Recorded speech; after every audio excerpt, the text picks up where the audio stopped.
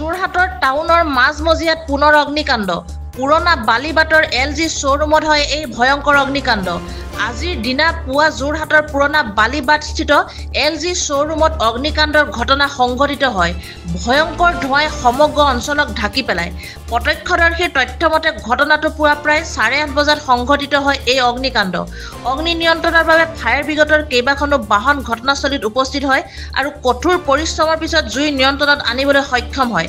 প্ৰাথমিক তদন্তত ধৰা পৰিছে অগ্নিকাণ্ডৰ সম্ভাৱ্য কাৰণ হৈছে বৈদ্যুতিক শ্বৰ্ট চাৰ্কিট। ইলেক্ট্ৰনিক সামগ্ৰী, যন্ত্ৰপাতি আৰু অন্যান্য বহুমূলীয়া সামগ্ৰী পুৰি যোৱাৰ কথা জানিবলৈ পোৱা গৈছে। সৌভাগ্যবশতঃ এতিয়ালৈকে কোনো হতাহত হোৱাৰ কোনো খবৰ পোৱা নাই। যোৰহাটৰ পৰা সুমিত দাসৰ ৰিপৰ্ট, E24 লাইভ ব্ৰেকিং।